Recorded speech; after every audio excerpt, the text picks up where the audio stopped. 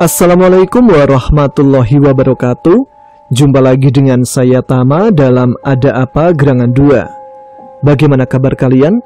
Semoga selalu diberikan kesehatan dan juga rezeki yang cukup. Kita jumpa lagi di Ada Apa Gerangan 2, di mana di sini saya akan khusus membacakan cerita-cerita mistis bersambung. Dan episode kali ini kita akan lanjutkan lagi sebuah kisah kerajaan gaib di Gunung Puntang.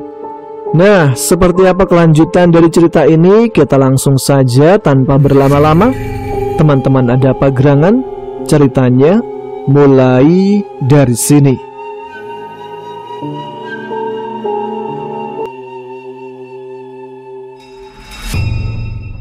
Pasukan Ki Wangsa yang tengah menyerang Abah Anom dengan segala kekuatannya. Mereka tidak menyadari jika Pak Suro dan Raja Jin itu datang mendekat. Keduanya segera melancarkan serangan dengan sekuat tenaga, menyerang komplotan tersebut. Erangan pun terdengar saat serangan Pak Suro dan Raja Brajakrama menerjang dan menghempas mereka. Dan tidak perlu waktu lama untuk membuat mereka mengalahkan pasukan Ki Wangsa. Pasukan Jin itu kini berada dalam ketidakberdayaan. "Kalian masih ingat denganku?" teriak Raja Brajakrama sambil menatap mereka. Wajah-wajah pasukan Jin itu tampak ketakutan. Mereka jelas sangat kenal dengan rajanya terdahulu. "Kembalilah denganku. Kita akan rebut kembali kerajaan kita. Atau jika kalian tetap bersama mereka, maka aku akan membinasakan kalian," ujarnya lagi mencoba mempengaruhi agar mereka mau bergabung dengannya. Namun mereka terdiam dengan mata melotot menahan rasa takut. "Lari!" teriak salah satu dari mereka.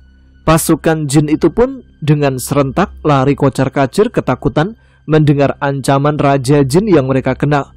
Mereka tahu jika mereka dalam bahaya, tetapi mereka lebih takut jika Ki Wangsa marah, karena dia lebih kejam dari raja manapun yang pernah berkuasa.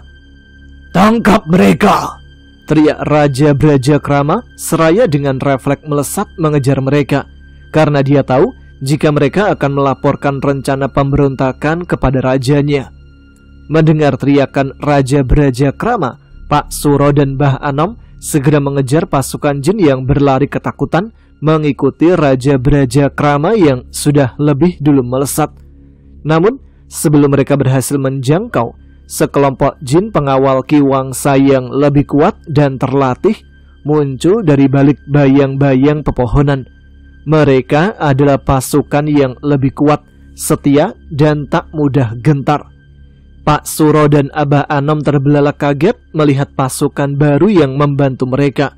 Sementara Raja Brajakrama bersiap dengan kekuatan penuhnya.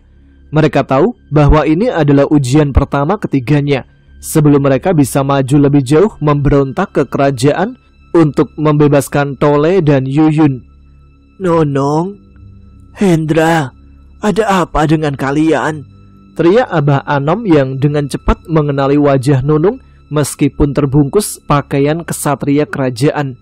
"Diam, jangan coba-coba pengaruhi aku," bentaknya seolah dia sudah benar-benar keras hatinya. "Hei, lelaki tua, sebaiknya pulanglah. Di sini tidak aman untukmu. Kau diamlah di rumah menikmati sisa hidupmu dengan kemiskinan," ujar Hendra dengan nada mengejeknya. "Kenapa mereka jadi sangat kasar? Apa mungkin mereka tidak mengenaliku lagi?" gumam Abah Anom merasa tidak percaya dengan apa yang baru saja didengarnya. "Apa kalian tidak mengenaliku?" tanya Abah Anom penasaran. "Tentu saja aku kenal. Kau selama ini telah memberikan ilmu-ilmu palsu dan ilmu menjadi orang tak berguna. Maaf Bah, hidup ini butuh kesenangan, harta dan kekuasaan, bukan kata-kata bijak dan sabar dalam hidup yang tersiksa. Tapi tenang Bah, meskipun kami tidak menganut ilmumu, tapi kamu sukses mendidik Yuyun. Dia sangat setia pada ajaranmu, dan hasilnya sekarang dia tersiksa dalam penderitaan," ujar Hendra seolah ingin puas mencemooh gurunya sendiri, entah dalam pikiran yang sadar atau tidak. "Hentikan! Kalian terlalu rendah dibanding bangsaku yang paling rendah. Tidak sepatutnya kalian bicara seperti itu. Percaya atau tidak, kalian akan binasa, terkubur dalam keangkuhan dan hawa nafsumu sendiri, ujar Raja Brajakrama yang merasa perkataan kedua murid Abah Anom itu sudah sangat keterlaluan karena merendahkan gurunya sendiri. Mereka pun terus beradu mulut hingga berbusa saling melontarkan ancaman-ancaman. Sementara Abah Anom terdiam. Dia memejamkan mata sambil tertunduk sedih. Air matanya berjatuhan mengingat momen di mana dia mengajari mereka di pondoknya. Abah Anom merasa sangat terpukul, bukan karena perkataan keduanya, tapi dia merasa gagal menerapkan akidah yang kuat pada kedua muridnya. Hingga akhirnya pertarungan sengit pun tak terelakkan. Pak Suro dan Abah Anom menggunakan seluruh kemampuan mereka, bergerak dengan kecepatan kilat dan kekuatan yang luar biasa. Sementara itu, Raja Brajakrama mengeluarkan serangan-serangan mistis yang mampu mengguncang jiwa lawan-lawannya. Pasukan terkuat Ki Wangsa, meskipun lebih kuat dari sebelumnya, tampak kewalahan menghadapi kekuatan gabungan dari ketiga pejuang tersebut. Apalagi di sana ada sang Raja Brajakrama. Namun di tengah pertempuran, seorang berperawakan tua dan berjubah putih mengeluarkan jimat berkilauan dari balik jubahnya. Dengan suara lantang, ia mengucapkan mantra yang seketika membuat seluruh hutan bergetar. "Kalian tidak akan selamat sekarang," ucapnya sambil menghempaskan serangan dengan cepat. Kilatan cahaya melesat dari jimat tersebut, membentuk lingkaran energi yang menelan gerakan Pak Suro, Abah Anom, dan Raja Brajakrama. Mereka terjebak dalam lingkaran itu, merasakan kekuatan yang luar biasa menekan tubuh dan jiwa mereka. "Kita tidak bisa tetap seperti ini," teriak Pak Suro, berusaha melawan tekanan yang semakin berat. Raja Brajakrama menatap jimat tersebut dengan penuh konsentrasi. "Itu adalah jimat warisan nenek moyangku. Hanya dengan kekuatan asli kerajaanku, kita bisa menghancurkannya," ucapnya yang tidak merasa asing dengan jimat dan sosok tersebut. Mereka bertiga mulai menggabungkan kekuatan mereka, memusatkan energi pada satu titik untuk melawan jimat tersebut. Cahaya yang menyilaukan mulai keluar dari tubuh mereka, bersinar lebih terang dari sebelumnya. Energi mereka bergabung jadi satu, membentuk bola cahaya yang luar biasa kuat. Dengan teriakan penuh semangat, mereka meluncurkan bola cahaya itu langsung ke arah jimat. Dentuman energi yang dahsyat terdengar saat bola cahaya mereka menghantam tubuh sosok tersebut, menyebabkan ledakan yang mengguncang hutan. Jimat itu hancur berkeping-keping, dan lingkaran energi yang menahan mereka pun lenyap. Seketika, puluhan pasukan kerajaan itu terlempar jauh oleh kekuatan ledakan. Nunung dan Hendra yang ketakutan melihat peristiwa itu, keduanya kabur dengan sejumlah pasukan lain. Sementara pasukan yang tersisa tampak kebingungan dan kehilangan semangat bertarung. Pak Suro, Abah Anom, dan Raja Brajakrama memanfaatkan momen itu untuk melumpuhkan sisa pasukan yang kelimpungan dengan cepat. Dengan gerakan cepat, ketiganya berhasil mengurung mereka dengan mantra gaib, sehingga puluhan prajurit Ki Wangsa kini tidak mampu berbuat apa-apa lagi. Dengan pertempuran yang berakhir dan pasukan musuh yang terpukul mundur, Pak Suro dan Raja Brajakrama kembali bersiap melanjutkan misi mereka. Sementara Abah Anom meskipun lelah menunjukkan keteguhan hati untuk terus mendukung. "Aku akan memimpin jalan, ikuti aku," ujar Raja Brajakrama dengan cepat. Dia bergerak mendahului Pak Suro dan Abah Anom, membimbing mereka melalui jalan yang tersembunyi di antara gelapnya malam, menerobos rimbunnya pepohonan. Sementara itu, di ruang tahanan, Tole dan Yuyun bersama anak buah Ki Wangsa yang terpinggirkan, yaitu Jana, Lana, dan Sena, mulai merencanakan pemberontakan mereka. Semuanya dengan serius menyusun strategi untuk mencari dan merebut kembali pusaka tersebut, karena mereka tahu pusaka itulah yang akan menjadi kunci kekuatan mereka. Keesokan paginya, suasana di dalam kerajaan tampak tidak biasa. Ki Wangsa berdiri dengan wajah penuh kemurkaan. Sementara itu, Nunung, Hendra, dan petinggi kerajaan lainnya, mereka tertunduk diam dalam ketidaktenangan. Bodoh, kalian benar-benar bodoh. Aku sudah peringatkan kalian, jangan sampai kalian gagal. Sekarang semua sudah terlambat. Braja Krama sudah bebas, dan sebentar lagi dia menuju ke sini, ujar Ki Wangsa dengan wajah memerah dan matanya menyala menandakan kemarahan. Suasana pun seketika menjadi hening. Semua tidak ada yang berani bicara. Sementara Ki Wangsa berjalan mondar-mandir di depan mereka. Dia terlihat panik memikirkan bagaimana cara menghadapi pertempuran yang akan segera terjadi. Ini tidak boleh terjadi, gumam Ki Wangsa. Dia sudah bisa menebak jika kekuatan orang-orang yang akan menyerang kerajaan tidak dapat diremehkan. Sementara dia belum bisa membaca mantra terakhir untuk mengukuhkan kekuasaannya dan menambah kekuatannya, karena masih memerlukan satu orang lagi sebagai budaknya. Aku harus memaksa mereka menyerah. Ya, aku harus segera menjalankan rencana semalam. Baik, siapkan pasukan dan bersiaplah dengan kekuatan penuh menyambut kedatangan mereka. Ingat, kalian harus berjuang demi kerajaan atau kita semua akan mati, ujar Ki Wangsa memerintahkan, seraya berlalu pergi meninggalkan ruangan. Ki Wangsa tidak menyadari bahwa di dalam istana kekuatan besar sudah menduduki kerajaannya. Tole dan Yuyun dengan bantuan ketiga mantan pengawalnya telah mendapatkan jimat kalung yang sebelumnya dimiliki Yuyun, dan jimat tersebut berhasil melipat gandakan kekuatan Tole untuk kabur dari penjara bawah tanah dan segera akan melakukan perlawanan. Ki Wangsa mondar-mandir di tengah ruangan singgasana. Nunung, Hendra, dan beberapa orang petinggi kerajaan tampak hadir di sana. Wajah mereka tampak tegang tengah menyusun strategi untuk menyelamatkan kekuasaan Ki Wangsa. Maaf Paduka, aku yakin mereka tidak akan berani masuk melalui pintu depan kerajaan, karena Braja Krama lebih mengenal kerajaan ini beserta semua pintu-pintu rahasia di kerajaan ini, ujar salah satu dari mereka. Kau benar, dan itulah yang membuatku bingung. Kita harus menjaga semua pintu kerajaan, sementara kekuatanku belum sempurna, sahut Ki Wangsa merasa khawatir jika Braja Krama berhasil memasuki kerajaan lebih cepat, sementara dia belum juga berhasil menaklukkan Yuyun dan Tole. Maaf Paduka, menurutku dia raja yang cerdas. Kita harus bisa membaca rencananya. Aku berpengalaman dipimpin olehnya. Dia benar-benar pintar mengecoh lawan, ujar salah satu petinggi istana. Mereka pun terdiam, sehingga suasana ruangan menjadi hening tanpa suara.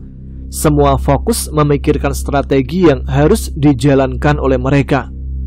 Mohon izin Paduka, ujar Nunung sambil berdiri. Ki Wangsa menolehkan pandangan, lalu mengangguk dan mulai fokus memperhatikannya. Ada apa, Nung? Jika Raja Braja Krama benar-benar seorang yang pintar, menurutku dia pasti akan melalui pintu utama, dan jika kita fokus menjaga pintu-pintu lain, maka kita sudah berhasil terkecoh olehnya. Benar Paduka, aku yakin dia akan mengira bahwa kita akan menjaga pintu-pintu rahasia, tambah Hendra menguatkan pendapat Nunung. Ki Wangsa mendengarkan dengan serius. Dia mempertimbangkan strategi yang disarankan oleh Nunung dan Hendra dengan cermat. Setelah sejenak merenung, dia akhirnya mengangguk.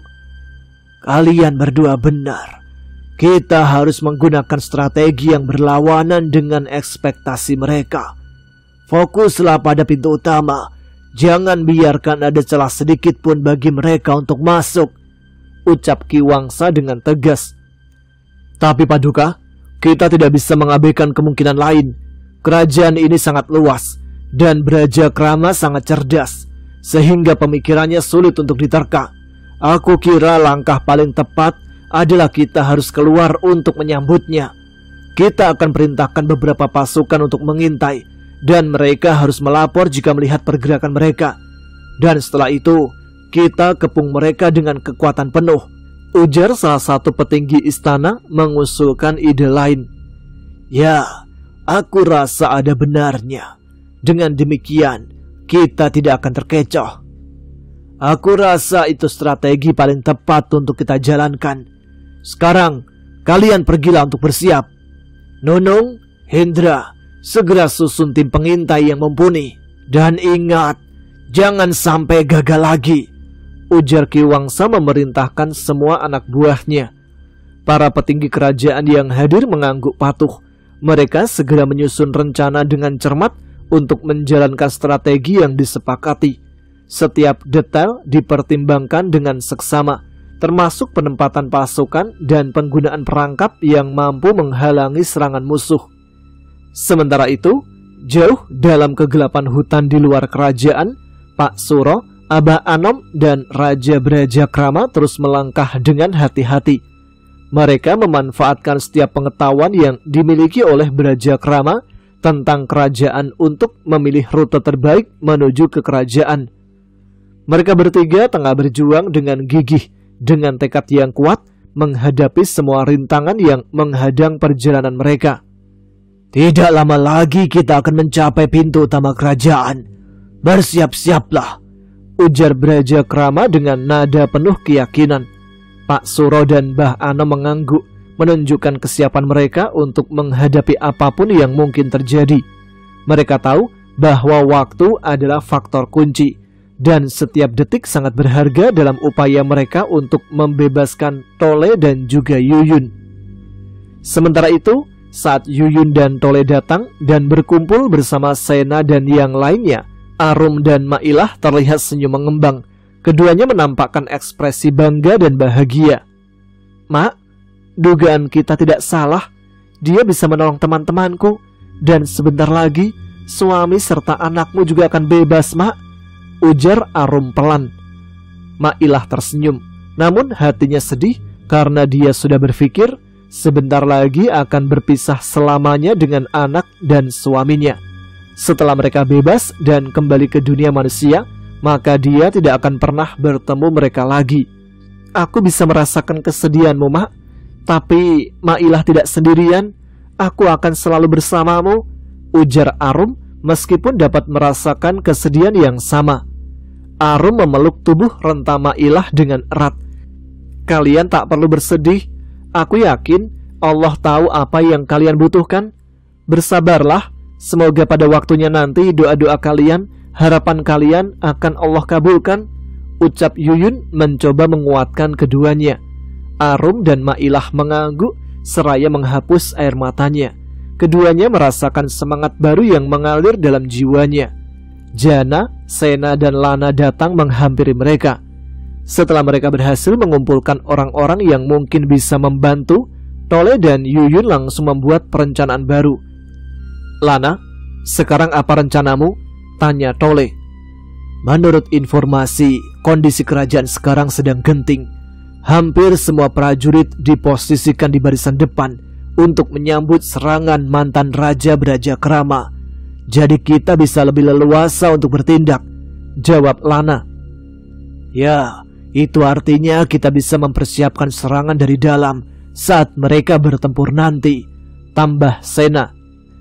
Tapi, siapa itu Brajakrama? Tanya Yuyun tampak tidak paham. Aku pernah mendengarnya dari Ki Wangsa. Dia adalah raja sebenarnya dari kerajaan ini, sebelum bangsa manusia menguasainya dengan mantra-mantra tersebut. Dan aku yakin dia datang untuk mengambil alih kembali kerajaannya, jawab Jana yang pernah mendengar nama tersebut. Semuanya mengangguk dan mulai paham, sehingga mereka merasa rencana pemberontakan yang dilakukan sangat kebetulan. Aku yakin ini bukan kebetulan, tetapi rencana Allah benar-benar rapi dan tepat. Seandainya dia mengabulkan doaku waktu itu, mungkin aku hanya akan kembali sendirian ke duniaku. Tapi Allah menginginkan aku untuk menyelamatkan semuanya, gumam Yuyun mengangguk, semakin yakin dengan rencana Tuhannya. Baiklah, sekarang Sena, Arum, dan Mailah, berjagalah di pintu ini. Pastikan setiap penjaga yang masuk harus bisa kalian atasi. Sementara aku dan Yuyun akan cari kitab mantra itu. Jana dan Lana, kalian awasi keadaan istana. Pastikan kami bisa menyelinap masuk ke ruang singgasana. Ujar Tole mulai membagi tugas. Semuanya mengangguk setuju dan langsung mulai bergegas melaksanakan tugasnya masing-masing.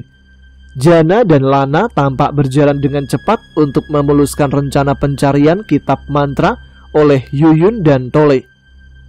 Dalam gelapnya lorong yang sepi, langkah Jana dan Lana cukup senyap, tak terdengar gemuruh. Mereka berdua berjalan dengan hati-hati, menghindari setiap sudut yang mungkin menyimpan bahaya. Tole dan Yuyun terus berjalan mengikuti mereka. Sampai akhirnya, setelah berputar-putar di dalam labirin yang gelap, mereka berhasil keluar dari kegelapan dengan aman. Dan kini usaha mereka hanya tinggal selangkah lagi untuk memasuki ruang singgasana. Tetapi justru inilah yang paling berbahaya. Itu pintunya, kita akan segera masuk, bisik Jana merasa bersemangat. Keempat orang itu merasa sedikit lega, karena sejauh ini usaha mereka berjalan dengan mulus. Namun kelegaan mereka langsung sirna saat pintu itu tiba-tiba terbuka dengan keras, mengungkapkan kehadiran beberapa orang prajurit yang berdiri tegak di ambang pintu. Yuyun tersentak kaget. Hati-hatilah Yun, rupanya mereka tahu rencana kita, bisik Tole dengan posisi siaga. Mata mereka saling bertatapan, dan dalam sekejap pertarungan tak terhindarkan pun dimulai. Prajurit itu menyerang dengan cepat, mengayunkan pedangnya dengan gesit.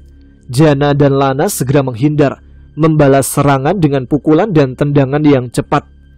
Cepat, kalian pergilah berlindung, ujar Jana karena khawatir prajurit lain akan berdatangan dan menangkap Yuyun serta Tole. Namun Yuyun dan Tole tetap bergeming. Mereka hanya diam beberapa meter dari tempat pertarungan, menyaksikan setiap gerakan mereka. Keduanya merasa bimbang antara harus pergi bersembunyi atau membantu. Namun prajurit itu bukanlah lawan yang mudah dikalahkan. Dia tangguh dan gesit, memperlihatkan keahliannya dalam bertarung. Yuyun dan Tole yang melihat Jana dan Lana kewalahan, mereka pun langsung melesat untuk membantunya. Dalam keadaan tegang dan penuh perjuangan, mereka terus bertarung, berusaha mencari celah untuk menyerang. Hingga akhirnya dengan satu gerakan yang terampil, Tole dan Yuyun berhasil menjatuhkan semua prajurit itu ke lantai dengan pukulan telak. Mereka bernafas lega, namun kelegaan itu hanya sebentar. Mereka tahu bahwa pertarungan ini baru saja dimulai, dan masih banyak rintangan yang harus mereka hadapi. Ayo, sebaiknya kita cepat Jana, ujar Tole yang sudah tidak sabar. Sebentar, kalian tunggulah di sini. Aku curiga di ruang singgasana masih ada orang, ujar Lana. Ayo Jana, kita pastikan semuanya aman, ajak Lana seraya bergegas diikuti oleh Jana. Yuyun dan Tole menunggu di ambang pintu yang sedikit lebih gelap. Sementara Jana dan Lana berjalan santai menuju ruang singgasana. Keduanya berpura-pura sedang berjaga. Sementara itu, Braja Krama, Abah Anom dan Pak Suro, ketiganya terus melangkah semakin mendekati lokasi kerajaan. Namun ketika mereka hampir sampai di perbatasan hutan, tiba-tiba Braja Krama merasakan ada yang sedang memata-matai mereka. Berhenti, bisiknya seketika sambil menghentikan langkah. Abah Anom dan Pak Suro tersentak kaget. Mereka tampak tegang memperhatikan ke sekeliling.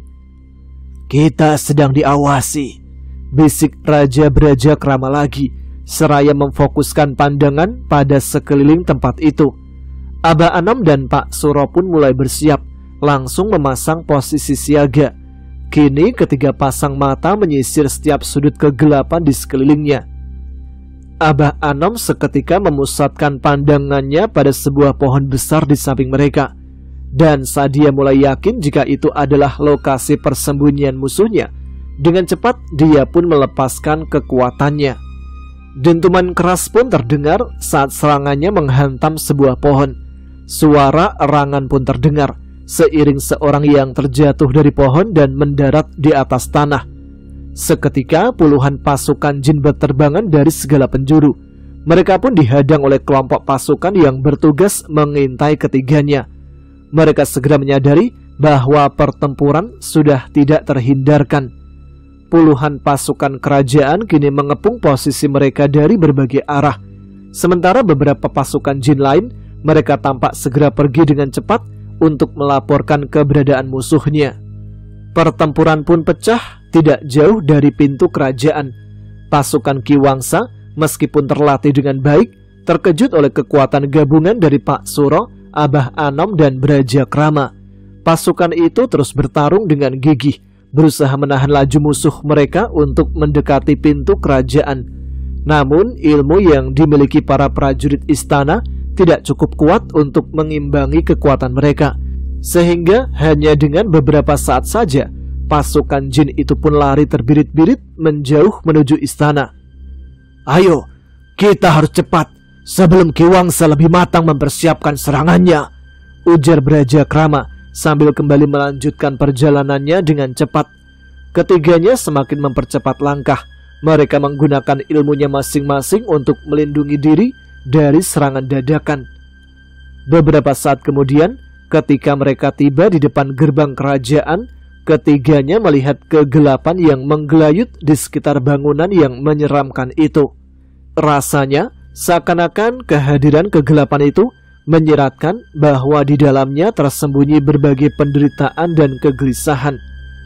"Bersiaplah, mereka akan menghadang dengan kekuatan penuh, dan baru saja mereka telah menjalankan strategi untuk mengetahui keberadaan kita," ujar Brajakrama lagi.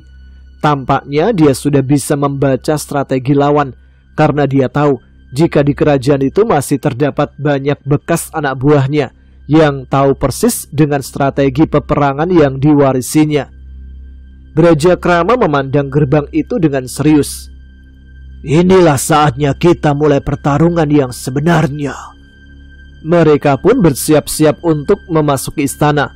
Pak Suro mengeluarkan pusaka kuno yang dimilikinya, sementara Abah Anom memusatkan kekuatan spiritualnya. Brajakrama menatap gerbang dengan tatapan tajam, siap untuk menghadapi segala hal yang mungkin terjadi. Sementara itu, di dalam istana, langkah Jana dan Lana terasa berat. Setiap gerakan mereka terasa diawasi oleh bayang-bayang di dinding kerajaan. Mereka mendekati pintu singgasana dengan perlahan, meski jantung mereka terasa berdegup kencang. Namun keduanya tetap berusaha menjaga ketenangan agar tidak menimbulkan kecurigaan. Begitu mereka sampai di dekat pintu, Jana memberikan isyarat pada Lana. Lana mengangguk pelan, lalu mendorong pintu dengan hati-hati. Pintu itu terbuka dengan suara lembut, memperlihatkan ruang singgasana yang megah, namun kosong dari prajurit penjaga. Tapi Ki Wangsa terlihat berdiri di tengah ruangan. Wajahnya memancarkan ketegangan dan kemarahan. Matanya tajam menatap Jana dan Lana yang masuk dengan penuh waspada. "Akhirnya kalian datang juga," ujar Ki Wangsa dengan suara rendah yang penuh amarah. "Aku sudah menunggu," ujarnya lagi. Jana dan Lana merasakan hawa dingin yang menakutkan dari suara Ki Wangsa. Mereka saling tatap dengan wajah penuh ketakutan, seolah keduanya merasa bahwa Ki Wangsa sudah mengetahui pemberontakan yang mereka lakukan. Mereka merasakan tubuhnya seolah kaku karena rasa takut yang menguasai pikirannya. Keduanya terdiam seolah terbius oleh aura yang terpancar dari wajah rajanya. Jana dan Lana bersiap menghadapi apapun yang akan dilakukan oleh Ki Wangsa. "Katakan, bagaimana dengan kedua bocah itu? Apa mereka sudah menyerah?" tanya Ki Wangsa kepada keduanya. Mendengar pertanyaan tersebut, keduanya merasa lega. Kecurigaan mereka ternyata salah. Mereka terlalu cepat menarik kesimpulan. "Maaf Paduka, aku datang untuk melaporkan bahwa Tole dan Yuyun masih belum juga menyerah. Tapi tenang saja, aku yakin mereka akan segera menyerah," jawab Jana berpura-pura. "Betul Paduka, mereka sangat putus asa sekarang," ujar Lana menambahkan. Ki Wangsa tertawa sinis. Di saat mereka saling berbicara, tiba-tiba Nunung dan Hindra datang dari balik pintu. Keduanya tergesa dengan nafas yang terengah-engah. "Ada apa? Kenapa kalian panik? Tanya Ki Wangsa yang merasa gelisah melihat keduanya datang dengan terburu-buru. Mohon maaf Paduka, pasukan pengintai sudah menemukan mereka sedang menuju pintu gerbang utama. Mereka sudah semakin dekat. Kami menunggu perintah apa yang harus kami lakukan sekarang, ujar Hindra bertanya. Gawat, ayo, aku sendiri yang akan memimpin pasukan. Kalian, Jana, Lana, aku tidak mau tahu. Segera buat mereka menyerah, ujar Ki Wangsa. Kalian pastikan mereka menyerah lebih cepat, karena aku harus membacakan mantra terakhir untuk memperkuat kekuasaan kita. Bila perlu, kalian tambah siksaan mereka, karena posisi kita sudah sangat mendesak. Musuh sudah sangat dekat, ujar Ki Wangsa memerintahkan, seraya pergi dengan terburu-buru diikuti oleh Nunung dan Hindra. Setelah Ki Wangsa pergi, Jana dan Lana saling berpandangan, mengerti bahwa inilah saat yang mereka tunggu-tunggu. Mereka bergegas ke arah Tole dan Yuyun yang bersembunyi di dekat ambang pintu. Kita harus segera bertindak sebelum Ki Wangsa menyadari rencana kita, bisik Jana pada Tole dan Yuyun. Tole mengangguk tegas. Dengan hati-hati keempatnya menyelinap masuk ke ruangan singgasana dengan cepat. Sekarang kalian sudah aman. Carilah kitab itu sampai dapat. Aku yakin kitab itu menyimpan sesuatu yang berguna, ujar Jana. Berhati-hatilah, kami akan segera pergi untuk memastikan keadaan di luar cukup aman, ujar Lana menambahkan, seraya pergi meninggalkan keduanya.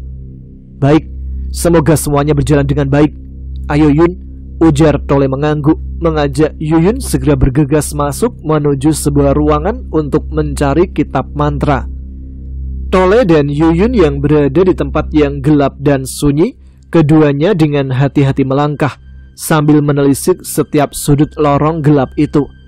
Kesunyian semakin terasa saat keduanya melangkah lebih dalam. Hanya suara langkah mereka yang terdengar berpadu dengan helaan nafas menggema di sepanjang lorong gelap. Rasa dingin dan mencekam melingkupi perjalanan mereka.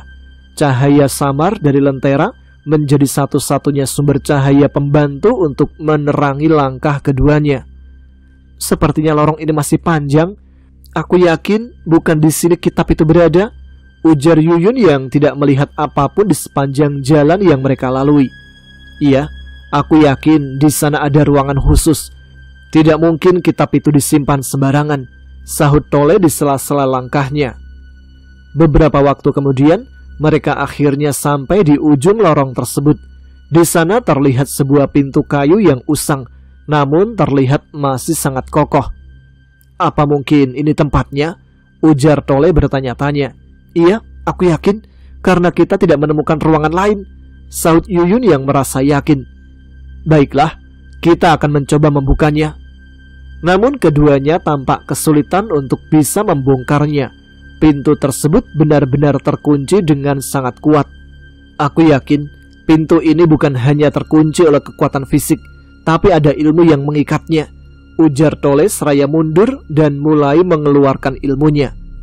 Bismillahirrahmanirrahim, ucapnya seraya mulai melafalkan doa, sementara Yuyun tampak mundur menjauh beberapa langkah. Tole berteriak melepaskan kekuatannya untuk membuka paksa pintu tersebut.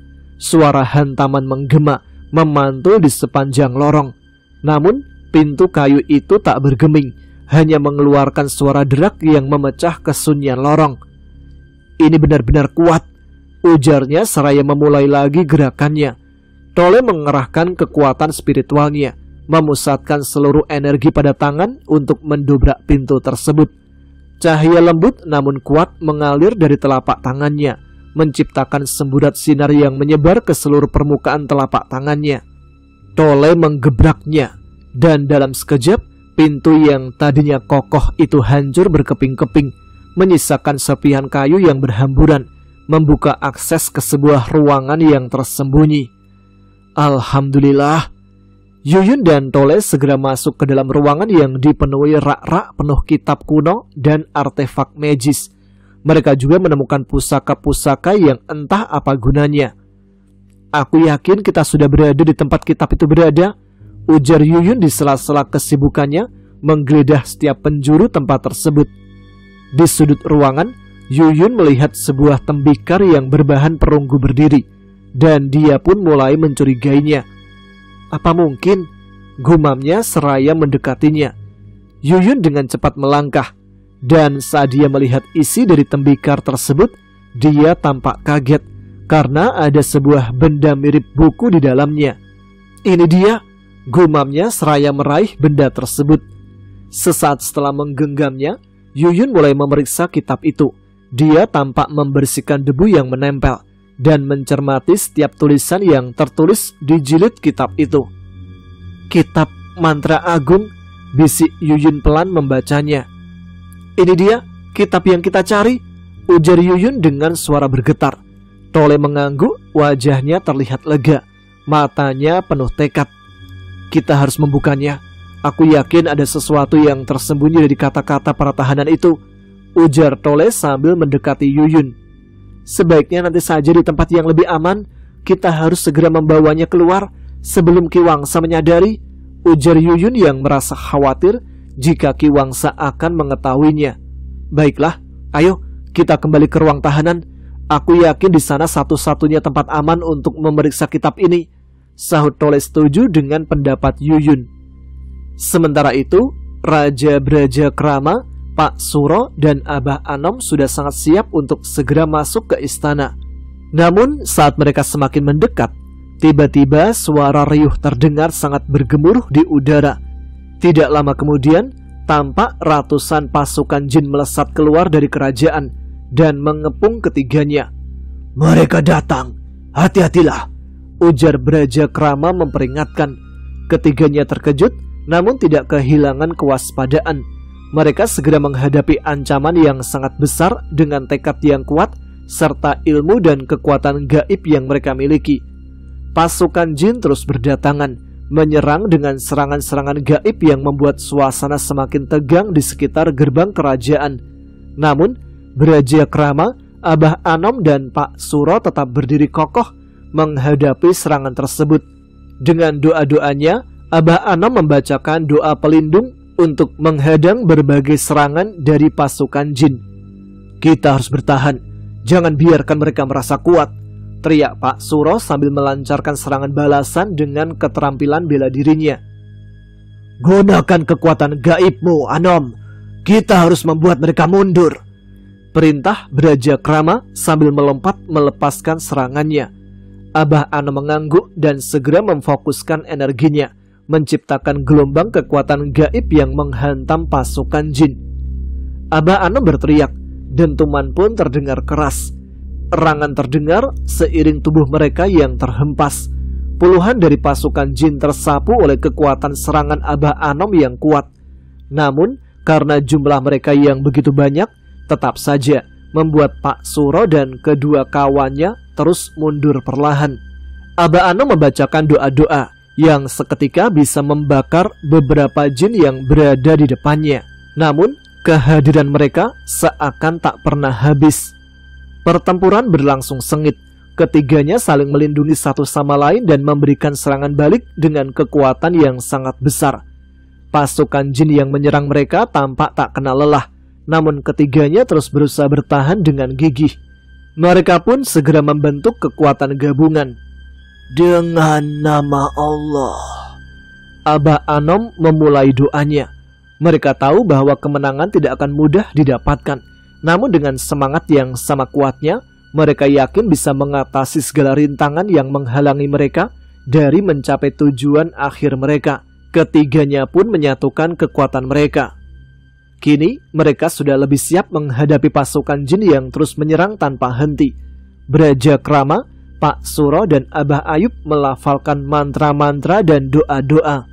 Seketika angin bertiup dengan sangat kencang, bagaikan badai yang memporak-porandakan seisi hutan. Pohon-pohon tercabut dan beterbangan. Sesaat kemudian, teriakan, lolongan, dan erangan para pasukan jin itu pun bergemuruh di udara. Api terlihat berkobar-kobar membakar tubuh para jin itu.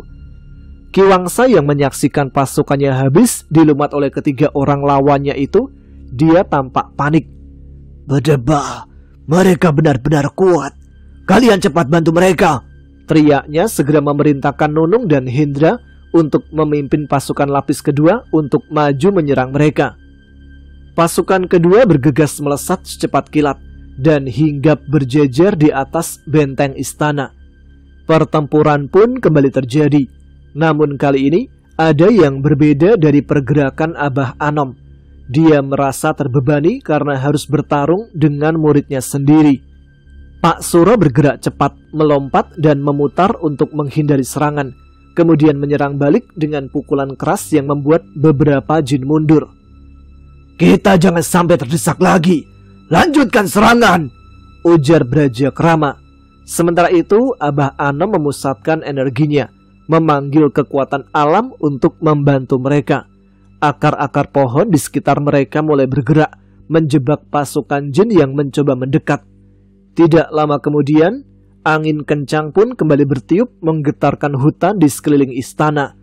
Dengan dahsyat, angin berputar-putar menerbangkan apapun yang disapunya. Seketika ratusan pasukan jin terbawa, terombang-ambing ke angkasa tanpa bisa menahan. Sementara Nunung, Hendra dan sejumlah petinggi kerajaan yang menyaksikan hal tersebut, mereka merasa sangat geram. Namun tiba-tiba, dua hantaman keras berhasil mengenai tubuh Abah Anom. Abah Anom berteriak. Dia mengerang seiring tubuhnya yang renta, terhempas dan jatuh di kegelapan hutan. "Rasakan tuh Abangka!" bentak Nunung dengan wajah puas. "Ayo, kita harus memastikannya terbunuh," ujar Hendra seraya melesat menyusul tubuh Abah Anom. Nunung dan Hendra berdiri di depan tubuh Abah Anom yang mendarat di semak-semak. Abah Anom bangkit perlahan. Dia tersenyum saat mengetahui bahwa yang menyerangnya adalah muridnya sendiri. "Nunung, Hendra, ada apa dengan kalian?" tanya Abah Anom sembari memegangi dadanya. "Diam lelaki tua!" teriak Nunung dan kembali hendak menyerangnya dengan penuh ambisi. Namun tiba-tiba tubuh Nunung dan Hendra terpental ke udara sebelum sempat melepaskan pukulannya kembali kepada Abah Anom. Tubuh keduanya pun melayang lumayan jauh. Lalu Brajakrama melesat dengan cepat menyusul tubuh mereka yang masih melayang di udara. Dan saat dia akan kembali melepaskan serangannya, tiba-tiba Abah Anom datang menghalanginya. "Hentikan Brajakrama, mereka muridku," ucap Abah Anom memohon. Keduanya pun segera mendarat bersamaan. Sementara tubuh Nunung dan Hendra mendarat di hutan yang gelap, jauh dari medan pertempuran. "Apa maksudmu, Anom?" bentak Brajakrama tampak berang. "Mereka tetap muridku, Brajakrama. Aku yakin mereka akan kembali," jawab Abah Anom dengan sangat yakin. "Baiklah, aku tidak akan menghajarnya sebelum mereka benar-benar membunuhmu," ujar Brajakrama seraya kembali ke pertempuran bersama Pak Suro. Dia berkata demikian seolah memperingatkan pada Abah Anom bahwa Nunung dan Hendra benar-benar akan berusaha membunuhnya. Sementara itu Abah Anom yang khawatir kepada kedua muridnya, dia pun bermaksud menolong mereka. "Nunung, Hendra, kembalilah kalian. Ini aku, guru kalian," ujarnya dengan wajah penuh harap. "Diam kau tua bangka. Ayo Nung, kita harus pergi. Kita harus segera melapor," ujar Hendra seraya pergi secepat kilat menuju kerajaan. "Astagfirullah. Ya Allah, semoga engkau masih memberi mereka kesempatan untuk kembali ke jalanmu," ucap Abah Anom menahan kesedihannya. Pertarungan pun kini sudah tampak semakin mereda, seiring pasukan Ki Wangsa yang kabur dan terluka. Sebagian dari mereka bahkan mati terbakar oleh mantra-mantra. Namun tiba-tiba terdengar tawa keras dari belakang barisan pasukan jin. Sesosok jin besar dengan aura yang sangat kuat muncul, memimpin pasukan yang lain. "Kalian pikir bisa mengalahkan kami dengan mudah?" Brajakrama menatap sosok itu dengan tajam. "Hati-hatilah, pasukan jin penghuni kegelapan sudah dikerahkan. Mereka sangat kejam dan kuat," ujarnya memperingatkan. "Suro, Kau urus pasukan yang lain. Aku dan Anom akan menghadapinya, kata Brajakrama sambil maju ke depan menghadapi beberapa jin dengan sosok besar itu. Pak Suro mengangguk, kemudian melanjutkan serangan mereka ke pasukan jin yang lain. Sementara itu, Brajakrama dan Abah Anom segera meladeni pasukan raksasa. Aura kekuatan mereka saling berbenturan, menciptakan getaran di udara. Kalian berani menantangku? Ejek pemimpin jin. Kami bukan hanya menantangmu, tapi kami akan mengalahkanmu, balas Brajakrama dengan tegas. Pertarungan antara Brajakrama, Abah Anom dan komplotan jin raksasa pun dimulai. Serangan demi serangan dilancarkan dengan kecepatan dan kekuatan yang luar biasa. Meskipun jin itu tampak sangat kuat, mereka berdua tidak gentar. Keduanya mengerahkan seluruh kemampuannya, mengingat apa yang dipertaruhkan dalam pertarungan ini. Sementara itu, Pak Suro terus berjuang melawan pasukan jin yang semakin terdesak. Jumlah mereka pun tampak semakin berkurang. Pak Suro terus mengejar mereka yang semakin terdesak mundur hingga terpojok di dinding istana kerajaan. Sementara itu, Nunung dan Hindra segera melaporkan kondisi peperangan yang masih berlangsung. Keduanya ketakutan karena sudah menduga bahwa rajanya akan sangat marah. Kenapa kalian kembali? Tanya Ki Wangsa yang sedang berdiri dengan beberapa penasihatnya yang sudah tua. Maaf Paduka, mereka benar-benar kuat. Pasukan terkuat kita pun sudah semakin lemah. Aku yakin tidak lama lagi mereka akan berhasil menembus kerajaan, ujar Nunung melaporkan. Kurang ajar, ujar Ki Wangsa tampak semakin gusar. Maaf Paduka, sebaiknya cepatlah bacakan mantra terakhir itu. Percuma menunggu kedua manusia itu. Aku yakin mereka tidak akan menyerah, ujar salah satu penasihat menyarankan. Ki Wangsa terdiam. Dia berpikir keras dalam situasi yang rumit penuh kebimbangan. Membacakan mantra itu artinya dia tidak akan bisa berkuasa lebih lama. Sementara kondisi sekarang tidak memungkinkan baginya untuk mencari satu orang manusia lain sebagai pengganti Tole dan Yuyun. Sial, kalian cepat habisi Tole dan Yuyun. Mereka benar-benar membuatku sangat marah, ujar Ki Wangsa dengan wajah yang sangat beringas. Baik Paduka, saut keduanya seraya bergegas menuju ruang penjara. Ayo, kita akan lakukan secepatnya sebelum mereka memasuki kerajaan, ujar Ki Wangsa segera bergegas untuk memulai tirakat terakhirnya dengan sebuah mantra. Sementara itu dengan langkah cepat, Nunung dan Hindra melesat menuju ruang penjara, tempat Tole dan Yuyun ditahan. Di perjalanan, mereka berdua bertemu dengan Jana dan Sena dengan gelagat yang membuat mereka curiga. Hei, kenapa kalian di sini? Tanya Nunung dengan tatapan mata penuh kecurigaan. Kami sedang menjaga para tahanan, Tuan, jawab Lana terlihat gugup karena kaget dengan kedatangan mereka. Nunung tampak tak percaya. Dia memperhatikan keduanya dari ujung kepala hingga kaki. Ayo, kita harus segera bertindak. Kalau tidak, Raja akan marah, ujar Hindra yang kembali meneruskan langkahnya. Kalian ikut dengan kami. Kita akan habisi Yuyun dan Tole atas perintah Raja, ujar Nunung mengajak keduanya. Jana dan Lana terkejut karena Nunung dan Hindra akan segera mengetahui jika ruang penjara sudah dikuasai pemberontak. Baik Tuan, sahut Lana mengangguk lalu berjalan di belakang mereka. Bagaimana sekarang? Bisik Jana tampak panik. Tenang saja, mungkin ini pertempuran pertama kita. Yakinlah kita akan menang, jawab Lana dengan tekad bulat. Sesampainya di sana, mereka mendapati Tole dan Yuyun yang sudah tidak ada dalam penjara. Keduanya pun mengerutkan keningnya, lalu berbalik menatap Jana dan Lana. Di mana mereka? Bentak Nunung dengan wajah yang serius. Kalian harus segera menghentikan semua ini, seru suara dari kegelapan ruang penjara. Nunung dan Hindra kaget dan segera menolehkan pandangannya.